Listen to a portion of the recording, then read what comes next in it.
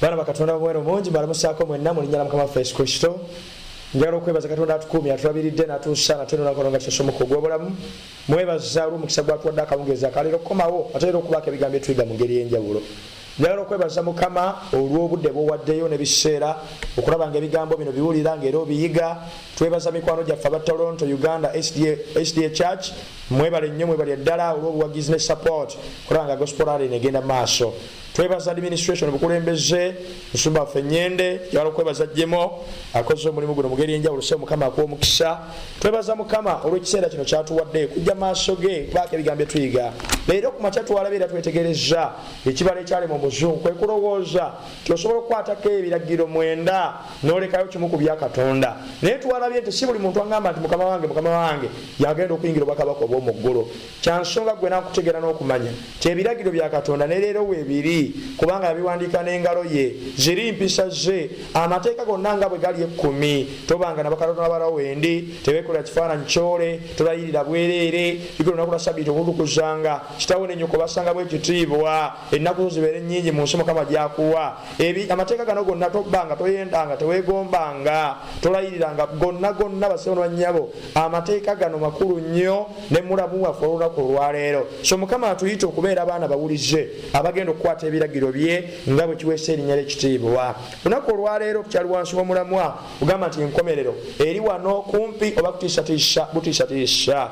Ekyokuyiga kyaffe leero kiriko omutwe ogamba nti akabonero kabagenda mu ggulu. Akabonero kabagenda ludda wa mu ggulu. Atusabe era naffe omukulu w'omuggulu twagala okwebaza natse olw'akawungeezi akaleero tukwebaza olw'omukisa gw'otuwadde bwe tuleese maaso okubaako ebigambo byetuyiga. Nsaba okwata ku magezi gaffe n'okutegeera kwaffe ebigambo byonna bitunayiga leero bisobole okuzimba okutunenya okutusembeza ku ntebe y'ekisa n'okusaasira erinnya lyo ligulumizibwe mu bulamu bwaffe mu ngeri enjawulo. Taata jangu otunenye jangu otubuulirire leka amazima ge tugenda okuyiga geyongere okutufuula ab'eddembe tutambule nga gwe bw'oyagala tutambule tukole ebinakwesa ekitiibwa era ebinagulumiza erinnya lyo ogulumizibwe nnyo obw'ekitiibwa naffe omukisa bulijjo ku bwa Yesu mulokozi waffe tusabye ameena.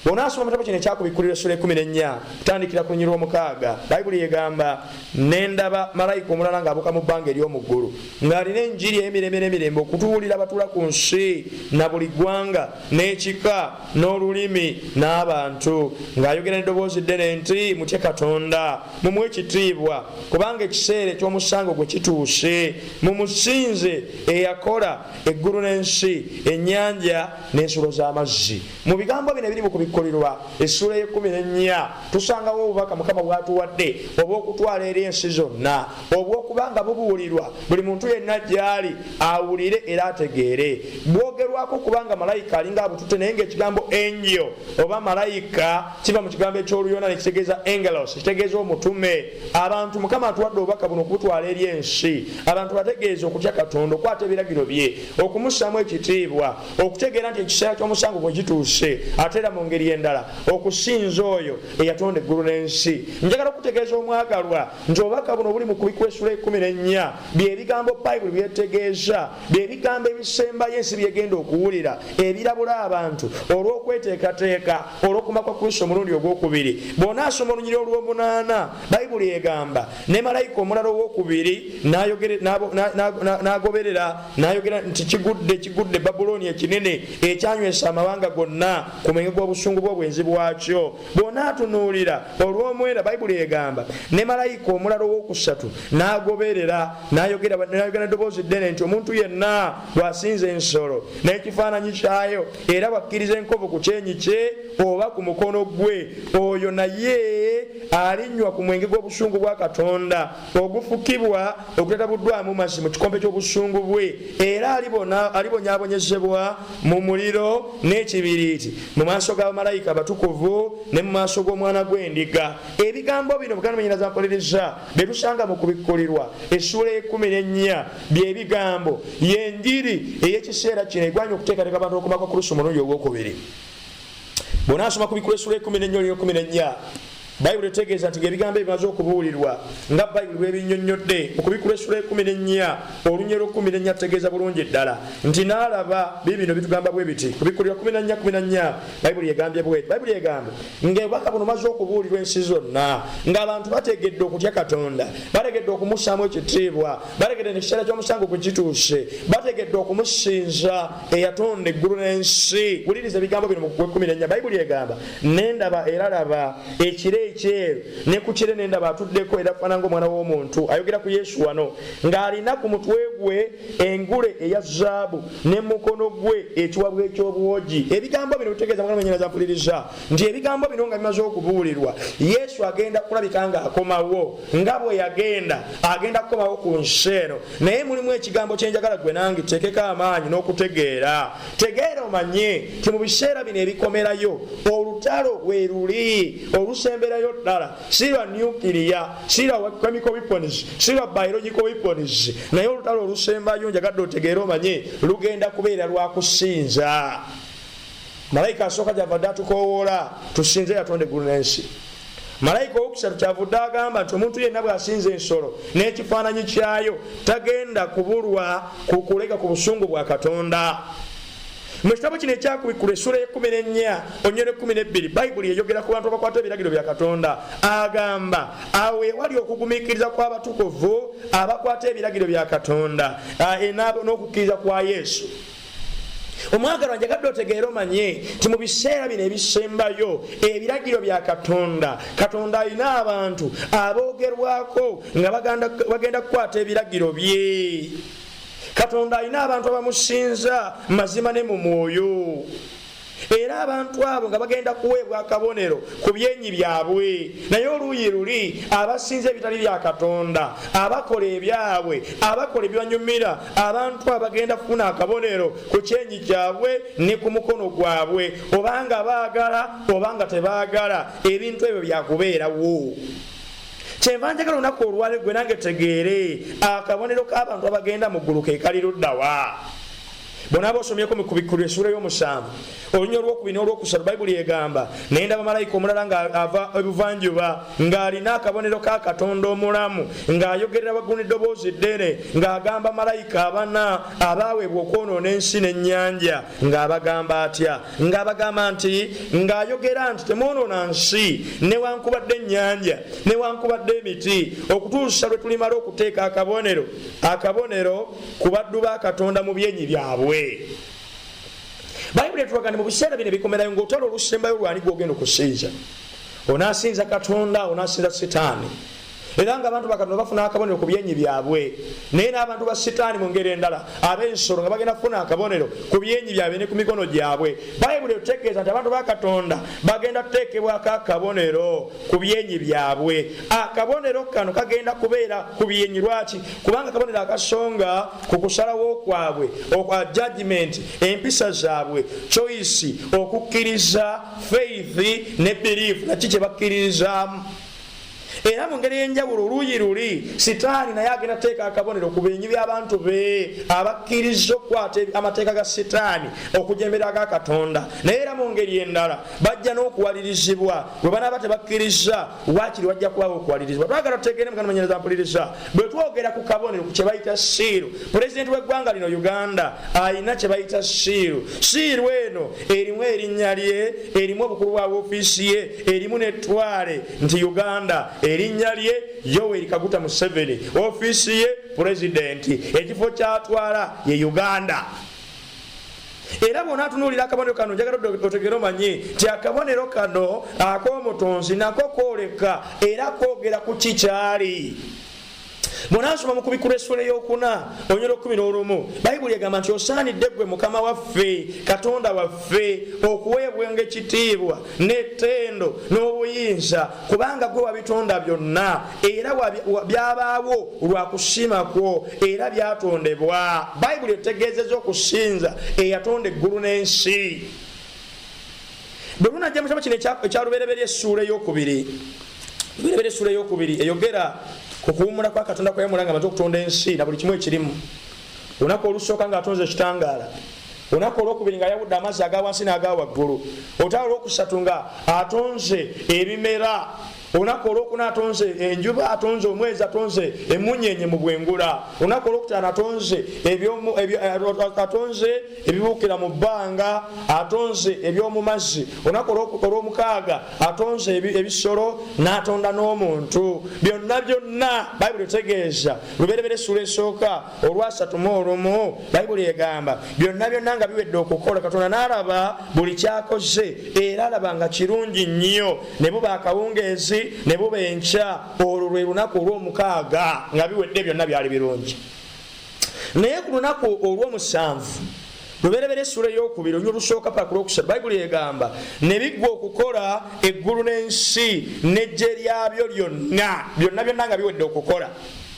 Katonda n'amalira ku lunaku olw'omusanvu emirimu gye gyonna gye yakola, n'awumula ku lunaku olw'omusanvu mu mirimu gye gyonna gye yakola. Katonda n'awa omukisa olunaku olw'omusanvu n'alutukuza, kubanga olwo lwe yawummulira mu mirimu gye gyonna Katonda gye yakola, gye yatonda, gye yakola. Ebigambo bino bitulaga Mukama ng'amaze okutonda ensi mu nnaku 6, olunaku olw'omusanvu awummula. Naye njagadde otegeere nti ebigambo bino byogerwa ng'ekibi tekinnajja mu nsi eno, ekitegeeza nti ekiwummulo kino ekya Sabbiiti eky'olunaku olw'omusanvu kyaliwo ng'ekibi tekinnajja mu nsi, nga naye bwe kinaaba kivuddewo nga ne saddaaka Mukama waffe Yesu Kristo tesobola kukijjawo olw'ensonga saddaaka ya Mukama waffe Yesu ejja luvannyuma lwa kibi. Naye Sabbiiti ya Mukama olunaku olw'omusanvu lwaliwo ng'ekibi tekinnajja mu nsi. Njagadde otegeere omanye ndi mu sayansi leero tulina okunnyonnyola okw'enjawulo. Sayansi asobola okunnyonnyola lwaki tubeera ne month ekituyita omwezi, nti buli omwezi buli we gulabika tuba tugenze mwezi omulala. Bw'oneetegereza sayansi n'entambula y'ebintu ebiri mu bwengula, emunyenye, omwezi n'enjuba, ojja kutegeera ti ensonga lwaki obudde bukya ne buziba Bayibuli nga bweyogera. Sayansi ajja tunnyonnyola nti kubanga ensi bw'onaagyetegereza eringa omupiira, eri mu kwetooloola, buli weekyusa feesi yaayo okutunuulira enjuba, obudde ne bukya ne buziba, obudde ne bukya ne buziba. Ekyo sayansi akinnyonnyola. Sayansi ajja kunnyonnyola ensonga lwaki omwaka gulimu ennaku 365 oba 366 ly'ebbanga ensi lyetwala okwetooloola ku obiti yaayo, okwetooloola enjuba. Naye njagala kutegeeza omwagalwa, teriyo sayansi yenna ayinza kutunnyonnyola oba mu movement ki eriwo mu bwengula lwaki wiiki erimu ennaku 7. Nakutegeezeza nti emabegako mu biseera bya French Revolution waliwo ekiseera abasajja Abafalansa ne revolution eno yali eyagala okugyawo obukristaayo, ne wiiki ey'ennaku 7 n'egijjawo, naye byagaana. Actually bajjawo ey'omusanvu ne bateekawo wiiki ng'erimu ennaku 10, naye ne birema era ne bigaana. Njagadde otegeere omanye omwagalwa nti ensonga lwaki wiiki erimu ennaku 7 kwe kubanga mu nnaku 6 Katonda atonda eggulu n'ensi, naye ku lunaku olw'omusanvu n'awummula. Bw'onaasomako mu Isaaya essula ey'omunaana onyolo 16, Bayibuli egamba sibira ddala okutegeeza osse akabonero ku mateeka mu bayigirizwa bange. Ebigambo bino tubiraba biri mu Isaaya 8:16 nga Katonda agamba nti akabonero ke kateekeddwa mu biragiro bye. Era bwe twagala okunoonya akabonero ka Katonda tetugenda walala wonna, tugenda mu mateeka 10 nga tunoonya ebintu 3, nga tunoonya erinnya lye, etteeka mateeka 10 ekyogera ku linnya lye, etteeka eryogera ku bukulu bwe, eryogera ku ttwale lye, etteeka eryo basabula bannyabo si ddala naye ery'etteeka eryokuna. Etteeka eryokuna bw'onaasoma kuva essula ya 2 onyolumala paka 11, Bayibuli etegeeza jjukira olunaku lwa Sabbiiti okulutukuzanga, ennaku 6 okolanga emirimu gyo gyonna, naye olunaku olw'omusanvu ye Sabbiiti eri Mukama Katonda wo. Olunaku olwo tolukolerangamu mirimu gyo gyonna, so naawe wekka, newankubadde omwana wo omulenzi, newankubadde muwala wo, newankubadde omuddu wo, newankubadde omuzaana wo, newankubadde ebisolo byo, newankubadde munnaggwanga ali omumwo. Bayibuli neetuwa ensonga nti kubanga mu nnaku 6 Mukama mwe yakolera eggulu n'ensi, ennyanja n'ebintu byonna ebirimu, n'awummula ku lunaku olw'omusanvu Mukama kyeyava aluwa omukisa olunaku olwa Ssabbiiti n'alutukuza. Mu tteeka lino eryokuna, etteeka erya Ssabbiiti, tusangamu erinnya lya Katonda. Erinnya lye yaani? Ye Mukama Katonda. Tusangamu obukulu bwe, ye Mutonzi. Tusangamu ettwale lye, ye yatonda eggulu n'ensi, ye ttwale lyatwala. So mu mateeka 10 mu tteeka eryokuna, etteeka erya Ssabbiiti, mwe tusanga Bayibuli weeyogerera kabonero ka Katonda. Era njagala kutegeeza omwagalwa nti mubuulize mukwata ebiragiro bya Katonda byonna nga mwe muli n'etteeka lino eryokuna, etteeka erya Ssabbiiti. Ekigambo ekitegeeza, ekigambo bwe nakyetunulira mu lulimi luno olw'Ebbulaniya Ssabbiiti, mu lw'Ebbulaniya kitegeeza siiru, kitegeeza sayini, akabonero ka Katonda. Ssabbiiti olunaku olw'omusanvu ke kabonero ka Katonda omulamu, era ke kabonero akalaga nti ffe tuli babe tumusinza mazima ne mu mwoyo. Tukkiriza yatonda eggulu n'ensi, tukkiriza nti munaku omukaaga yatonda eggulu n'ensi olunaku olw'omusanvu n'awummula. Tukkiriza nti Katonda ono bw'amala okukola byonna, ensi eno n'eggulu byonna ge matwale ge. Ke kabonero akakakasa obutonzi bwe, ke kabonero akakakasa obuyinza bwe, kubanga Abakolisaayo 1:16 agamba nti ebintu byonna byatondebwa ye. Ng'era tukimanyi bulungi ddala nti Yesu yali musaale mu butonzi buno, kubanga Bayibuli etugamba nti awatali ye tewali kintu kyonna kyonna kyakola kitya, tewali kintu kyonna kyonna kyatondebwa. Ebintu byonna byatondebwa ku bubwe era byatondebwa ye. Ku lunaku olw'omusanvu luno yawummula, yaluwa omukisa n'alutukuza. Profesa gwe bayita Profesa E.W. Thomas, mwandiisi wa Heralds of Gospel Liberty, awandiika n'agamba nti omuntu yali tasobola kukuuma Ssabbiiti ey'amazima neyeerabira Katonda. Ensonga lwaki ku mulembe guno abantu bangi beerabidde Katonda, Mukama bamuvuddeko kubanga balemereddwa okutegeera Ssabbiiti ey'amazima. Ensonga lwaki obugonyufu leero mu nsi bweyongedde, abantu tebategeera kabonero ka Katonda. Njagala kutegeeza omwagalwa, waliwo ensonga lwaki amateeka omwenda gonna tosinza bifaananyi, tebekola bifaananyi byole, tolayirira bwereere. Kitaawo ne nnyoko bassamu ekitiibwa, ekyokubba okivumirira, n'ekyokuyenda okivumirira, ekyokwekomba okivumirira, naye etteeka eryokuna bwe lituuka ng'otandika okuwoza nti gaavaawo. Njagadde otegeera omanye nti olutalo lwe tulimu olunaku olwaleero, lutalo lwa kusinza masekati ga Katonda ne Sitaani, masekati ga malayika ab'ekitanga n'ab'ekizikiza. Olutalo lwe tulimu olunaku olwaleero, lutalo lwani gw'ogenda kusinza. Era Ssabbiiti ke kabonero ka Katonda, ke kabonero k'omutonzi yatonda eggulu n'ensi mu nnaku omukaaga olw'omusanvu n'awummula. Yensonga lwaki Mukama inazampuliriza ogezaako okuteekawo ebirowoozo bingi ku Ssabbiiti ya Katonda ey'amazima. Ogamba nti Ssabbiiti si lunaku, naye gwe kyokola osobola okusinza olunaku lwonna, osobola okukola by'oyagala, kubanga Sitaani ayagala okubuzaabuza okujja ku mulamwa oleme okutegeera n'okumanya ti Ssabbiiti eno kabonero ka butonzi, Ssabbiiti eno kabonero akalaga tulukolebwa lwa kisa lwa kukkiriza. Ssabbiiti nnyiniyo Katonda mwennyini, Yesu mwennyini. Era bwe yajja ku nsi kuno yagamba Ssabbiiti, omwana w'omuntu ye Mukama wa Ssabbiiti. Naye ebigambo ebyo bonna byetegereza Maka essula ey'okubiri 27:28. Bayibuli etulaga nti bw'ayogera ku mwana w'omuntu ayogera ku Yesu mwennyini, kubanga Yesu yali 100 Katonda, yali 100 muntu bwe yajja ku nsi kuno ng'amaze okuzaalibwa mubiri gw'obuntu. Era byonna byakola abikola olw'okutubeerera ekyokulabira. Bwe yagenda okubatizibwa eri Yokaana agezaako mugaana, yamugamba kitugwanira okutuukiriza obutuukirivu bwonna. Ssabbiiti eno bw'onaasomako mu kubikula essula esooka olw'ekkumi, Yokaana agyogerako n'agamba nali mu mwoyo ku lunaku lwa Mukama. Bw'onaasomako mu Matayo 12:8, Bayibuli egamba nti kubanga omwana w'omuntu ye Mukama wa Ssabbiiti, nnyini Ssabbiiti. Bw'agamba omwana w'omuntu ayogera ku ggwe. Era bw'onaatunulira Bayibuli ezimu bakozesa kapitoleeta bwe bawandiika Mukama, kubanga omwana wa Ssabbiiti, omwana w'omuntu, omwana batandisa kapito O, akabonero akalaga era akakakasa nti wano gwe boogerako si ye ggwe. Ekyawandiikibwa kino kitegeere bulungi. Bwe bagamba omwana w'omuntu bategeeza Yesu mwennyini. Kubikkulirwa kyavudde agambe mu kubikkulira essula esooka olw'ekkumi, nali mu mwoyo ku lunaku lwa Mukama.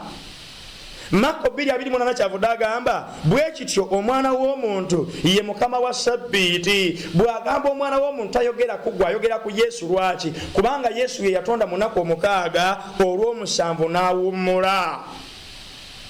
Twagala tutegeere muganda mwanyina zawuliriza, tutegeere olunaku luno olwa Sabbiiti olw'omusanvu olwogerwako lwe luli luddawa mu nnaku eza wiiki zetulina nga Sunday, Monday, Tuesday, Wednesday, Thursday, Friday ne Saturday. Mu nnaku zino eziriwo leero olunaku olw'omusanvu lwe luli luddawa. Bw'onaasoma Bayibuli mu kitabo kyakuva essula eya 2 olw'omunaana, Bayibuli egambye nti jjukira olunaku lwa Sabbiiti okulutukuzanga. Olunaku olw'omusanvu ye Sabbiiti eri Mukama Katonda wo, agamba olunaku lwa musanvu. Bw'onaasoma Bayibuli ey'oluzungu bakozesa definite article the. Eraga nti olunaku luno olw'omusanvu tosobola kulukonfuzinga n'olunaku lulala lwonna. Olunaku olw'omusanvu luno tosobola kulukonfuzinga n'olunaku lulala lwonna. Olunaku olw'omusanvu okusinziira ku Bayibuli lwe lunaku olwa Saturday. Era tukimanyi bulungi nti olunaku olusooka lwe lunaku olwa Sunday. Okusinzira ku Bayibuli ng'anyiza mpuliriza, olunaku lwa Mukama lwatugamba okusinzizaako lwe lunaku olw'omusanvu. Bangi abalowooza nti Sabbiiti yali y'Abayudaaya bokka. Marko 2:27 agamba n'abagamba nti Sabbiiti yabaawo ku lwa muntu, yandibadde ateekawo Abayudaaya, naye agambye lwa muntu ffenna, oba oli mu Kiga, oli mu Nyankole, oli Muganda, oli mu Warabu, oli mu Soga, oli waawa, oli mu America, oli mu Mexico, ova luddawa, oli mu Filipino, oli mu Korea, kyonna ky'oli kasitoba ng'oli kitonde ekyatondebwa Katonda ng'oli muntu. Bayibuli egambye n'abagamba nti Sabbiiti yabaawo ku lwa muntu, so omuntu ku lwa Sabbiiti. Mukama yateekawo Sabbiiti ku lw'obulungi bwo n'obwange, tusobole okufuna obudde ne Katonda waffe, tuwummuzibwe emitawaana gy'ensi eno, tuwummuzibwe tubeere n'obudde dating time ng'abantu bagenda ku out vacation ne bakyala baabwe n'abaami bwabwe. Katonda ateekawo olunaku olw'obulungi bwo n'obwange. Sabbiiti eno ngano ina zampuliriza, njagala otegeere omanye nti ya lunaku lwa musanvu. Era ya lunaku olw'omusanvu, ng'olunaku olwo si lulala, lwe lunaku olwa Saturday. Sitaani afunvubidde nnyo okutwerabiza obutonzi. Kyova olaba alwanyisa amaka, alwanyisa n'olunaku olwa Sabbiiti luno. Nga bwe nakunnyonnyodde, osanga omuntu ng'agamba nti ebiragiro byavaawo, naye ng'etteeka ery'obutenda alikwata, etteeka ery'obutabba alikwata, era bw'omwendera ku mukazi we anyiiga nnyo, awulira bubi nnyo, akola bubi nnyo, era asobola n'okutwala ku poliisi kubanga agamba obeera oyonoonye. Naye bwe kituuka ku tteeka eryokuna, etteeka erya Sabbiiti, oluganda n'alyoka agamba nti lyakola litya, lyavaawo. Bw'onaaba weetegereza omwagalwa, ekyokulabirako ekituufu kye tuganya okutwala si kya mulala yenna, kya Yesu Kristo. Kubanga bw'obeera n'abantu babiri, nze ndi musumba bukangeze, nga waliwo omuntu omulala wano mukulu James ono nga yagenda e Canada, ng'oyagala genda Canada, ne bw'oba oyagala otya tosobola kujja kuneebuuza ku by'e Canada, kubanga nze newankubadde ndi spirit oba ndi ku musumbawo, eby'e Canada sibitegeera. Kyandinyumye nnyo ne weebuuza kwoli eryagenzeeko ewa. Kati Bayibuli etuwa ekyokulabirako mu kitabo kino ekya Bbaluwa Yokaana esooka essula ey'okubiri olw'omukaaga. Bayibuli egamba ayogera ng'abeera mu ye, kimugwanira naye yennyini okutambula era nga ye bwe yatambula. Bayibuli etegeeza nti bw'obanga oyogera ng'era ogamba nti obeera mu Kristo era obeera mu Yesu, kijja kwetaagisa okutambula nga Yesu bwe yatambula. Mu Luka essula ey'okuna olw'16 Bayibuli etugamba najja e Nazaaleesi gye yakulira ku lunaku olwa Sabbiiti, n'ayingira mu kkuŋŋaaniro nga bwe yali empisa ye, n'ayimirira okusoma. Bayibuli etegeeza mu Luka essula ey'okuna olw'16 nti yali mpisa ya Yesu Kristo okujja mu yeekaalu okusinza nga buli ku lunaku olw'omusanvu olwa Sabbiiti, Saturday. Era ne bw'onaaba osomye ewalala tetwasomye eno mu Yakobo 2:10, Bayibuli egamba nti kubanga omuntu yenna bw'abanga akwata amateeka gonna naye n'asobyamu mulimu ngazizza omusango gwa gonna. Sabbiiti ke kabonero akasonga ku butonzi bwa Katonda. Sabbiiti ke kabonero akatujjukiza ku Yesu yatufiirira ku musaalaba. Sabbiiti ke kabonero akatujjukiza ti Yesu yatonda ensi eno mu nnaku omukaaga olw'omusanvu n'awummula. Era bwe baweebuuzizza mu nsi ey'Ekikristaayo abantu baselebratinga kye bayita Good Friday, baselebratinga Easter Sunday. Naye bw'obuuza ensonga lwaki baselebratinga Good Friday, kubanga lwe lunaku Yesu lwe yafiirako. Yesu yafa ku Friday. Era bw'afa ku Friday ku lunaku olubereberye mu lunaku omusanvu, olunaku olwa Sunday gye bayita Easter Sunday, lwe lunaku lwe bajagulizaako amazuukira ga Kristo, kubanga yazuukira lunaku lubereberye mu lunaku omusanvu. Kati olunaku oluli awo makkati bonna basomye Luka 23 ng'otunuulidde ebigambo bino, Bayibuli egamba nti kale lwali lunaku olw'okuteekateeka esabbiiti ng'enaabaawo enkya. Yesu bwe yafa ku Friday, olunaku olwa Friday lwali lwakuteekateeka, esabbiiti nga yakubaawo nkya. Era bw'oba okozeseza common sense, olunaku oluddako after Friday ebeera Sunday, ebeera Monday, ebeera Tuesday, ebeera Friday, erubeera lunaku ki oluddako nga Friday maze okuggwako. Olunaku oluddako awo lwe lunaku olwa Saturday. Ne bw'onaagenda mu encyclopedias ez'enjawulo actually Good News modern translation ezimu ze tulina yeegamba bw'eyogera ku Friday ku lunaku olw'okuteekateeka Sabbiiti ng'enaabaawo enkya, egamba it was Friday and the Sabbath was about to begin. Lwali lunaku lwa Friday, Sabbiiti ng'enaatera okutandika. So lunaku oluddako awo oluvannyuma lwa Friday, lunaku si lulala lwonna, lunaku lwa Saturday, olunaku oluddirira Friday ng'ewedde terusobola kubeera lwa Sunday, si lwa Monday, si lwa Tuesday, si lwa Wednesday, si lwa Thursday, si lwa Friday. Olunaku oluddako Friday ng'ewedde lunaku lwa Sabbiiti, lunaku lwa Saturday, olunaku olw'omusanvu. Era njagala okutegeeza Yesu nga bwe yabummula ng'amaze okutonda ensi eno ne mu kutulokola, bw'afa ku lunaku olwa Friday, ku lunaku olwa Sabbiiti ali mu ntaana, ku Sunday ku makya mu lunaku olubereberye mu lunaku omusanvu bwe baagenda okukebera entaana baagenda okusanga ng'ejjinja livuddewo teririiwo, era malayika n'abuuza munoonyaki omulamu mu bafu. Mu kitabo kino ekya Luka essula ya 24 Bayibuli eyogera ku lunaku luno olwa Sunday. Bayibuli egamba awo ku lunaku olw'olubereberye mu lunaku omusanvu mu matulutulu enkya ne bajja ku ntaana ne baleeta ebyakaloosa bye baategeka. Bayibuli egamba mu Luzungu Good News, very early on Sunday morning, olunaku lwe baagenda okukebera Yesu oba ng'azuukidde lwali lunaku lwa Sunday, olunaku olwo Bayibuli erwogerako nga lwe lunaku olusooka mu lunaku omusanvu. Bagenda okujja ng'ejjinja lyavuddewo dda. So Friday lunaku lwa kuteekateeka, Saturday lunaku lwa Sabbiiti, olunaku olw'omusanvu, Sunday lwe lunaku olusooka mu lunaku omusanvu. Ekyo ne bw'onaagenda wa ekyo bwekityo bwe kiri, tekyetaaga kubaganyako birowoozo. Actually bwe twali abato waliwo oluyimba lwe twayimba olwali lwogera ku how many days make a week. Onagenda baana bana abatono babuuza okuyimbiramu oluyimba olwali lwogera ku nnaku za wiiki. Waliwo akayimba akagamba how many days make a week, twagamba nti 7 days make a what. Waliwo oluyimba luno for example nabo lwetegereza olugamba nti how many days make a week, twagamba nti 7 days make a what. Twatandikanga lunaku lwaki? Twatandikanga n'olunaku olwa Sunday. Era bw'owuliza akayimba kano bonabo kasanze ku YouTube.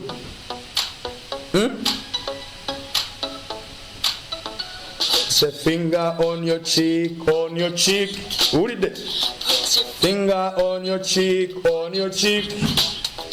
Put it up for about a week. Sunday, Monday, Tuesday, Wednesday, Thursday, Friday, Saturday. That's a week. Obuyimba bwonna butuuze tuyigirizibwa nga tuli bato obukwata ku nnaku za wiiki teriiyo oluyimba lutandika na Monday, naye ennyimba zonna zitandika ne Sunday. How many days make a week? 7 days make a week. Netandika Sunday, Monday, Tuesday, Wednesday, Thursday, Friday and Saturday.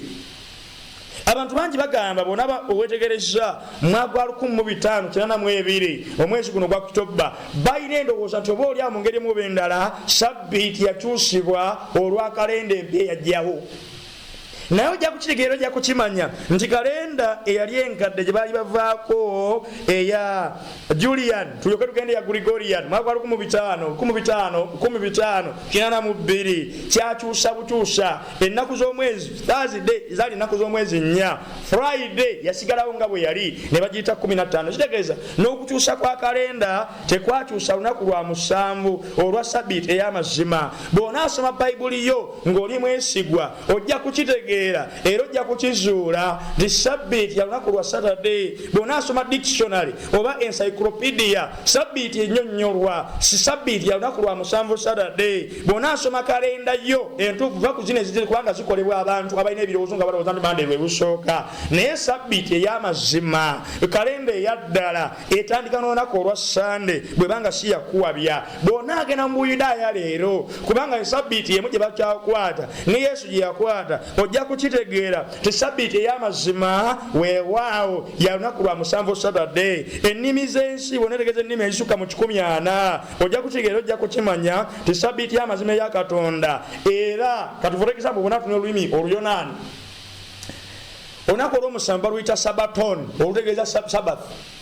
Bw'onaagenda mu nsi ya Spanish olunaku olw'omusanvu baluyita Sabado, ekitegeeza sabbiiti. Bw'onaagenda mu lulimi Oluportugal bagiyita Sabado, ekitegeeza Sabbath. Bw'onaagenda mu lulimi Italian bagiyita Sabato, Sabbath. Bw'onaagenda mu Lufalansa bagiyita Samedi, kitegeeza Sabbath. Bw'onaagenda mu lulimi Olugirimaani bagiyita Samstag, kitegeeza Sabbath. Bw'onaagenda mu lulimi Olurussia bagiyita Sabata, eyo era Sabbath. Bw'onaagenda mu lulimi Olupolish bagiyita Sobata. Bw'onaagenda mu Lupasia bagiyita Sambini. Bw'onaagenda mu Luhindu bagiyita Sombati. Bw'onaagenda mu lulimi Olarabaiko Olwarabu bagiyita Ashabit. Sennimi nazo zikakasa nti olunaku olw'omusanvu lwe lunaku olwa sabbiiti. Waliwo akatambi ennaku ezo kali katambula kemanyi bulungi nnyo ak'omusumba Serwadda, naye ng'akakasa nti sabbiiti lunaku lwa musanvu. Tosobola kulukyusa. Saturday is 7th of the week kubanga Sunday first of the what?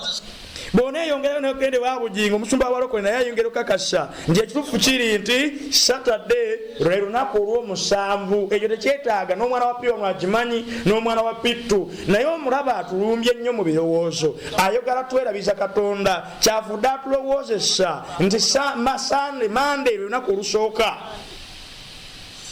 naye nga olunaku olw'omusanvu kusinziira ku byawandiikibwa bassebo ne bannyabo lwe lunaku olwa sabbiiti. Actually abalala bagamba nti Yesu bwe yazuukira manyanga yali amanyi nti sabbiiti ejja kukyuka mbeera n'ekyusibwa, naye bw'onaasoma ebyawandiikibwa. Actually njagala kusaba ekirungi layini zaffe kweziri, njagala kusaba gwawulira ebigambo bino, nsaba oweeyo ekiseera, oweeyo obudde, onoonye mu Bayibuli yo, ondage nti wano Katonda n'akyusa sabbiiti ey'amazima n'agijja ku Saturday n'agiteeka ku Sunday.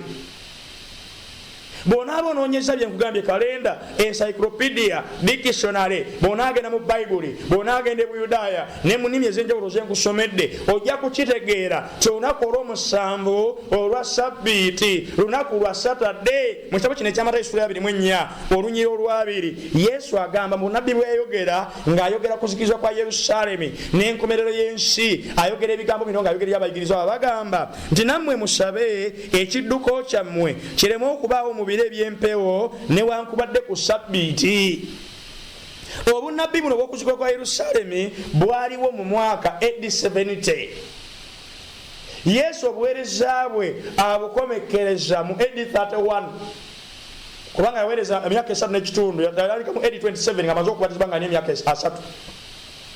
Naye bw'akola statement eno mu buweereza bwe around AD 31, obunnabbi buno ne butuukirizibwa mu AD 70 Yerusaalemi bwe kyazikirizibwa completely. Naye ekyo kyaliwo mu AD 70 kitegeeza nti emyaka 4 mu maaso Yesu yakiraba nti nga season bwe ziriwo tibalina winter, balina spring, balina autumn n'endala, bwekyo ne sabbiiti ya Mukama ey'amazima yali yakubeerawo newankubadde nga Yesu yali amaze okuzuukira. Njagala otegeere omanye gye twatandikidde mu lubereberye essuula ey'okubiri Bayibuli yagambye nga n'ekibi tekinnajja mu nsi, nga ne saddaaka Yesu Kristo tenneetaagisa kujja, kubanga Yesu ekyamuleeta kwali kwonoona. Okwonoona okwajja mu lubereberye essuula ey'okusatu Katonda yateekawo sabbiiti ey'amazima.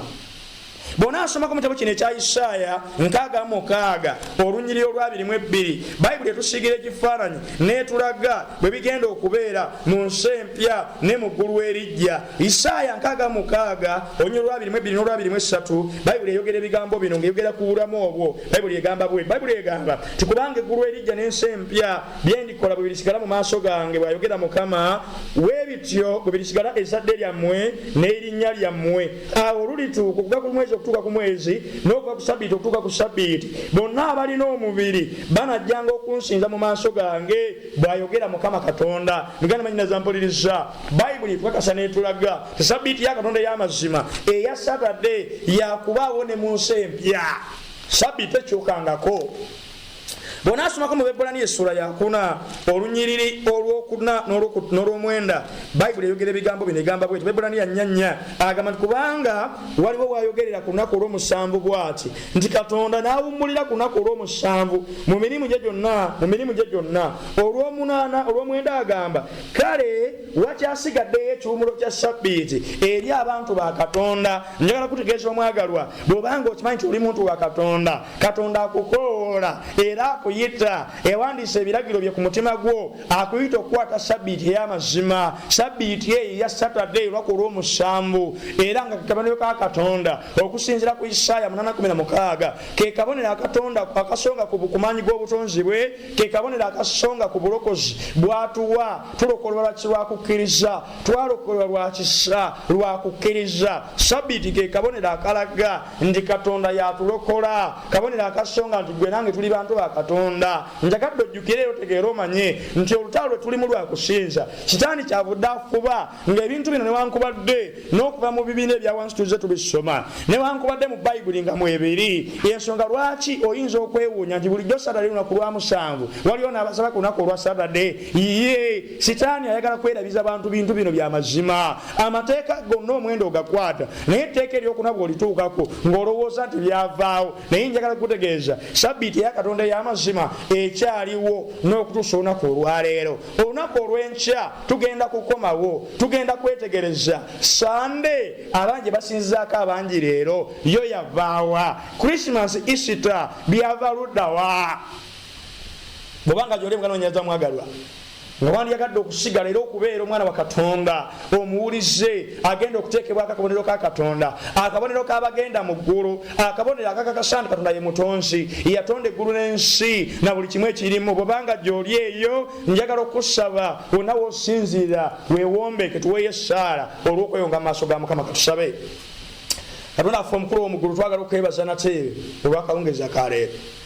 Tukwebaza Mukama bw'otuwadde omukisa guno okujja maaso go ne mukubeerawo okubaako ebigambo bye tuyiga.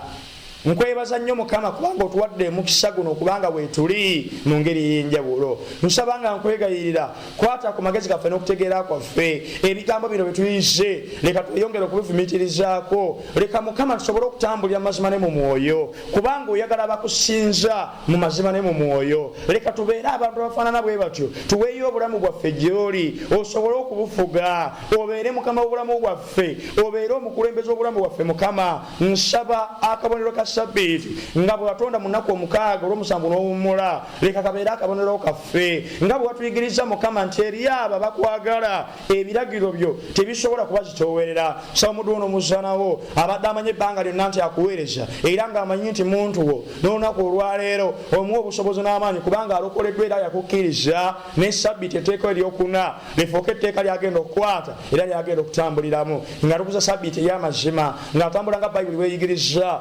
ng'akwata nga Bayibuli bwegamba era nga bweyigiriza. Obulimba bwonna omulabe Sitaani bwagezaako okuleetawo tubusaba Katonda affe osobole okubikulako amagezi affe n'okutegeerako ffe ekigambo kyo kitegeerwe nga bwe kigwanye ogulumizibwe ow'ekitiibwa naffe tuwa omukisa bulijjo ku bwa Yesu mulokozi waffe tusabye. Amiina. Amiina. Mukama akumpeera omukisa.